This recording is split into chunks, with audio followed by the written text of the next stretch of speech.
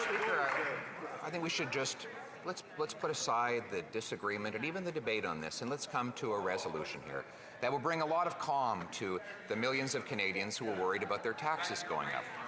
The minister claims that only the 0.13% wealthiest Canadians will pay. So why not just enshrine that in law?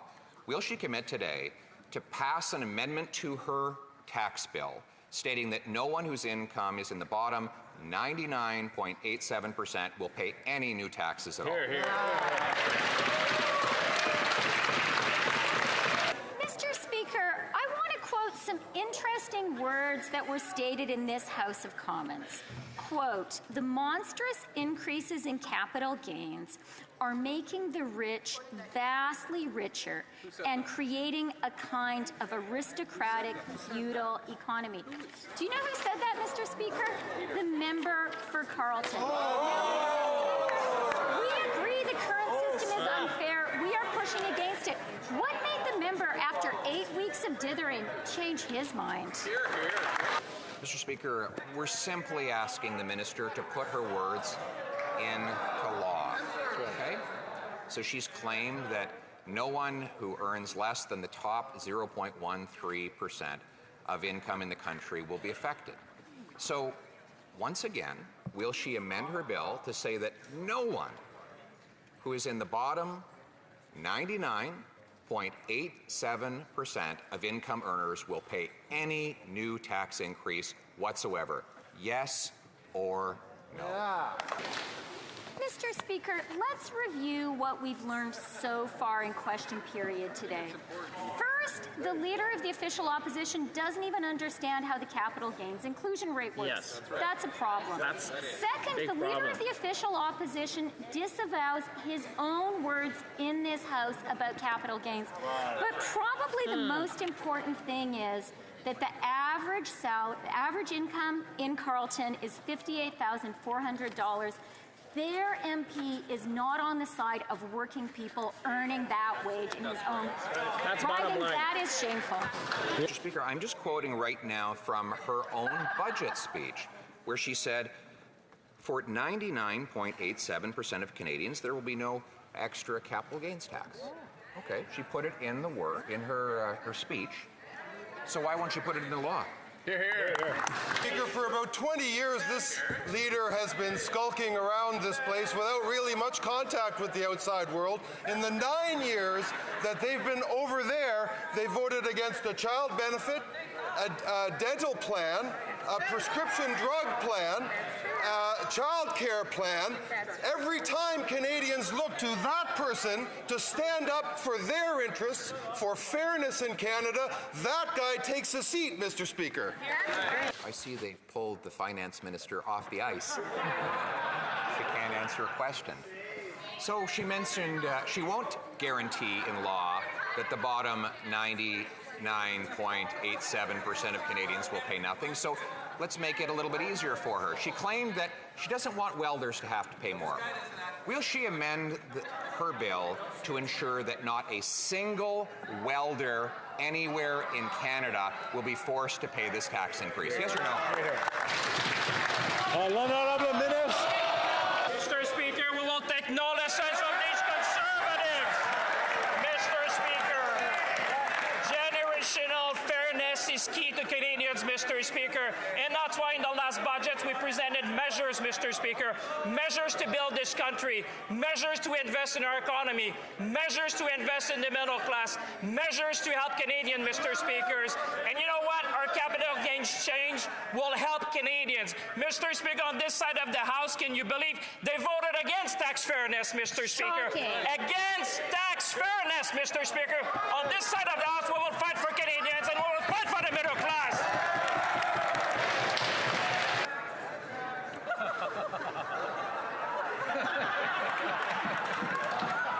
Are they okay over there? They're a little wacky. A little wacko. I won't call them wacko, Mr. Speaker. That's unparliamentary. But I just have a very simple question. And this is for the finance minister if she's not still in hiding. Very simple question. She said she doesn't want welders to have to pay more. Will she put an amendment in her tax bill saying that not one single welder will face a tax increase. Speaker, in any given year, 0.13% of Canadians will pay a modest increase in their taxable gains. But I hear the leader across who has never seen a support for a single Canadian that he is prepared to vote for, talking about sidelining people. He sidelines that entire caucus in every single question period. We hear from him yawning and misinformation all the time, Mr. Speaker. Unchain the rest of the people over there. Mr. Speaker, I know that the Liberals are demanding I stop asking questions. I can understand why, because the finance minister's gone into hiding and stopped answering them. She's claimed that no one except the rich is 0.13% will pay any new tax. But the greatest university economist in Canada, Jack Mintz, has reported that 1.25 million will pay. But let's not dispute who's right or wrong. Will the minister accept an amendment to her bill to ensure that not a single plumber will have to pay any extra taxes under this proposal? Mr. Speaker, we can see how nervous and how anxious the Conservatives are. They spent 8 weeks terrified of saying anything about capital gains. And today, the Conservative leader is so anxious, he doesn't trust a single member of his caucus to say a word. But you know, Mr. Speaker, I have sympathy for them because they have shown how phony they are. They have had a chance to be on the side of working people, on the side of fairness. They've shown whose side they're really on. Will the finance minister exempt all carpenters from her tax increase? Yes or no? Mr. Speaker, we presented every single member of this House with a very clear and actually really easy choice. Do you think someone who makes their salary, like that person in Carleton, whose only income is their wage, who's making $58,000 a year, do you think they should pay tax at a higher marginal rate than someone earning capital gains of more than $250,000 a year? It's not complicated, but it's complicated for them. Mr. Speaker, there are a lot of restaurant owners who will pay this tax increase on their very first dollar of investment gains that inside a company. That is a fact. So will who earn $58,000 a year? So simple question. If what I'm saying is wrong, there's a very simple solution. Will the minister commit to amending her bill to say that any retiring restaurant owner who's been earning $58,000 a year will be fully exempt from any of these tax increases? Mr. Speaker, there was once a Conservative Prime Minister. His name was John Diefenbaker. He was from the prairies like me and like the Conservative leader. He set up a royal commission on tax. And Ken Carter, who led that commission, said, memorably, a buck is a buck is a buck. He thought that all your income, whether it's a capital gain or you make it through hard work, should be taxed. But these Conservatives have shown their true colors. They are just not on the side of working people, and they're embarrassed. Yeah. John Diefenbaker is from Saskatchewan, where there are lots of farmers.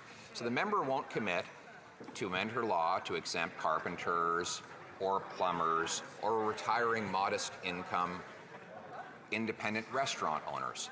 So very simple question. Given that we're in a food price crisis, will the finance minister amend her proposal to say that no farmer will pay higher taxes under this plan? Mr. Speaker, the Conservative leader is squirming. The Conservative leader is nervous. And I know why he's nervous, Mr. Speaker, because we presented him yesterday with a very clear choice. You could be on the side of someone who sweats every day, who earns all their money through their paycheck, Or you can say someone who is earning in every single year more than $250,000 in capital gains. We know whose side we're on. Now we know whose side they're on too. Yeah. A wonderful grandmother, 93-year-old Liz Diachin, is severing a few lots off of her longtime family farm to give them to her kids and grandkids so that they can have a place to live in this terrible housing crisis. She was surprised to learn she's going to be paying this latest Liberal tax increase. She was asked, "Are you rich?" She said, "Are you kidding me? Are you kidding me? I'm on a pension." Mr. Speaker, will the Finance Minister amend her bill so that low-income grandmothers who are passing on a little bit of land for their kids to live on will not be hit by this tax increase? The Honourable Mr. Speaker, I want to share another quote. The wealthiest 1% who own the most expensive and luxurious real estate and have in their portfolios the most stocks and bonds will continue to see their net worth expand, having done nothing, by the way, to deserve that expanded net worth. When they sell those assets, they accrue a capital gain. We think more of it should be taxed. That's a quote from the member from Carleton. But that was when he was being a fake populist. Mr. Speaker, Liz Diachin is not among those wealthy 1% the member just described. She has a pension of probably, I'm guessing, $45,000 a year.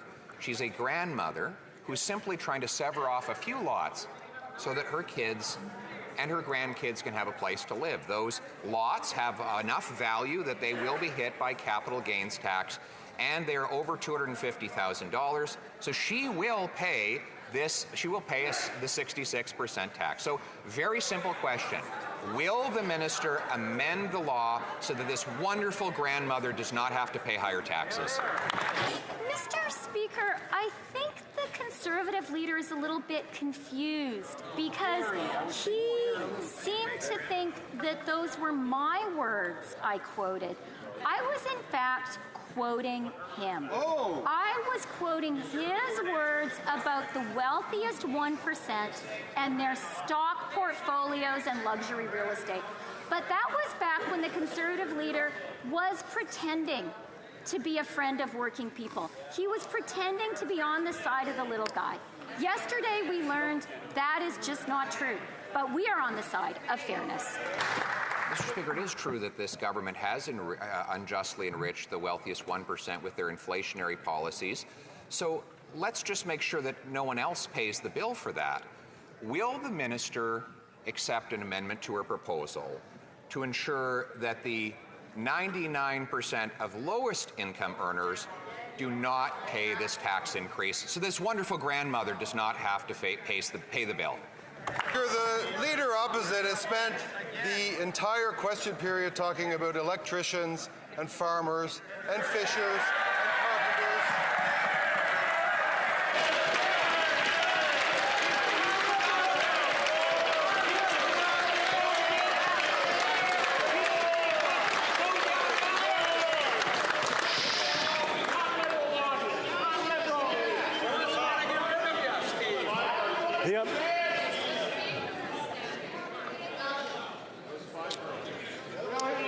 The Honourable Government House Leader can start from the top. Thank you, Mr. Speaker. The leader opposite cites electricians, carpenters, plumbers. Mr. Speaker, I come from family, as do many of us, of farmers and electricians and people who bring home a T4 slip at the end of the year.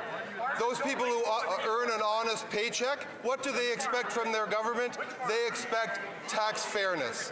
We are asking all those who gain $250,000 on their investments in a given year, 0.13% of the population, to pay a little bit more. I don't know any electricians who are in that category, Mr. Speaker. Well, if that were true, then they would be prepared to put in writing in the law that no farmer, fisher, or electrician will pay any new tax under this increase. Will they? will be in the law is that anyone who makes a capital gain over $250,000, the first $250,000 are exempt, 50% inclusion rate. Over $250,000 in a given year will pay 66%.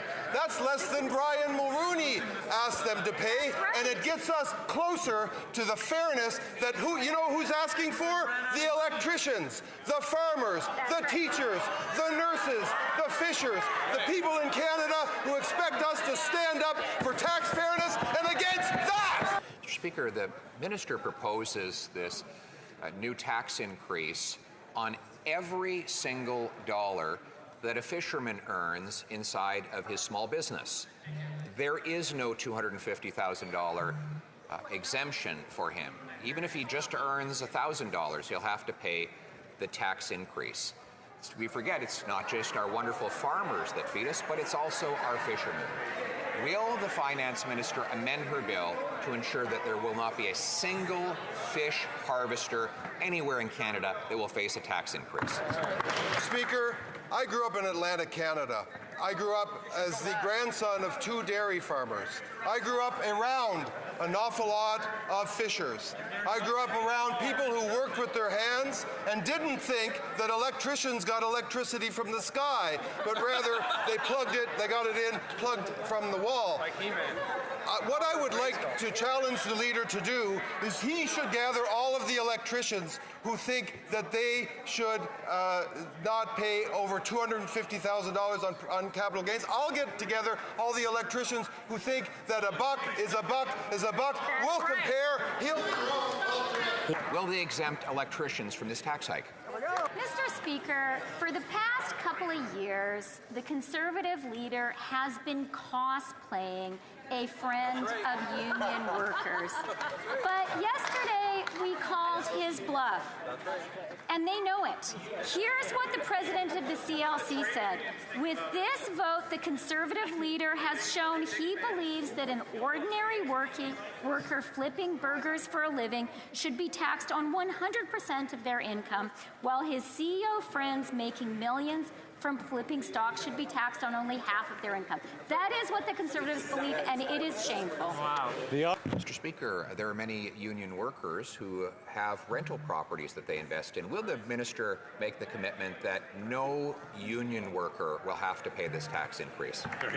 I don't know which union workers that he's talking to, but the union workers that I talk to and that we talk to and dialogue with and that the finance minister just quoted are people who believe in solidarity, who believe in caring for others, who believe in dental plans and child care and the Canada Child Benefit and every other single thing that this leader has voted against. The very things that this fairness tax measure will pay for. So yes, Mr. Speaker, we accept the leader's challenge. Let's talk to union members and see what side of the equation they come down on.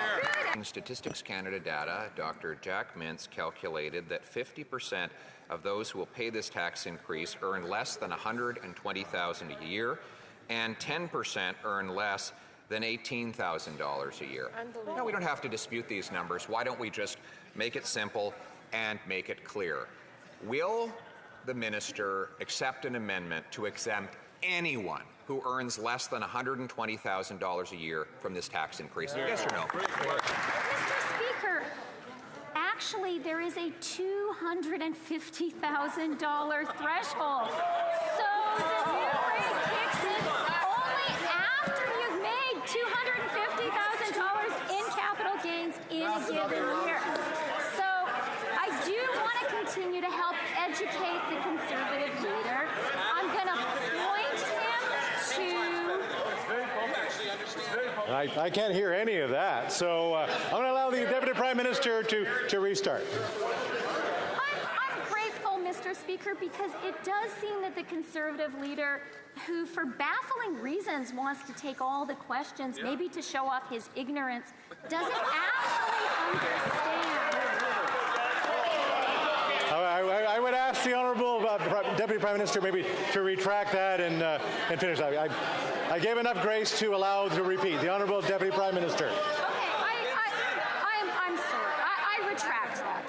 So let me just say it was baffling to me that the Conservative leader is taking all of the questions to show he doesn't really understand what we're doing, but it gives me a chance to explain it to him. So it only kicks in after 250,000 of capital gains does this new level. I just gave that minister more than 20 opportunities to prove that what she was saying was true. I asked her, and she refused, if she'd give an exemption to her tax hike to carpenters, farmers, fishermen, plumbers, union workers, restaurant owners, electricians. She said no. She said no to exempting people who earn less than $120,000 a year. Why? Because we know that that's exactly who she's going after. She's going to rob the people who pay the bills in this country to pay for her obese and out-of-control spending. Why won't she finally end the ripoff?